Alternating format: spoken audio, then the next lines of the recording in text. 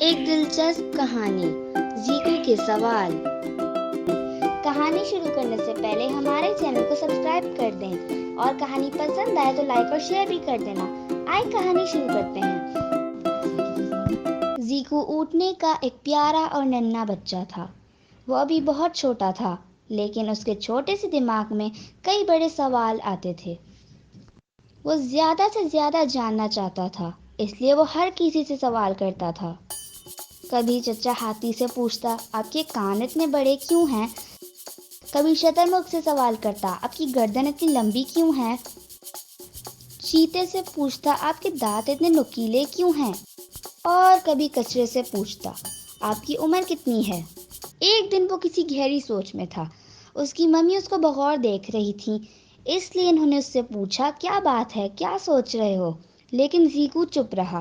اگلے دن اس سے برداشت نہ ہوا تو اس نے اپنی ممی سے پوچھا، ممی ہم اونٹوں کے یہ کوہان کیوں ہوتا ہے؟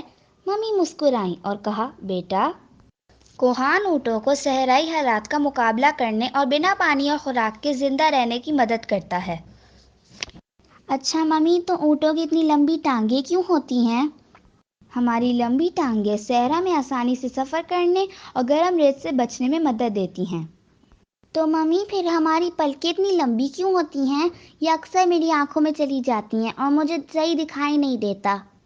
لمبی پلکیں صحرا میں اڑتی ہوئی ریت کو ہماری آنکھوں میں جانے سے روکتی ہیں۔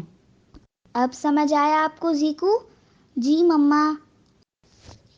لیکن زیکو کے پاس ابھی ایک اور سوال تھا جو اس نے اپنی ممی سے پوچھا، جب ہماری باڈی صحرا میں رہنے کے لیے پرفیکٹ ہے تو پھر ہم زو میں کیا کر رہے ہیں مما؟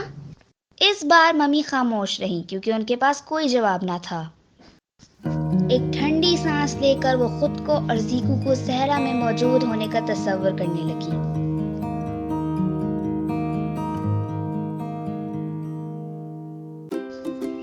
بعض اوقات بچے بڑوں سے زیادہ سمجھداری کی بات کر جاتے ہیں۔ ختم شد۔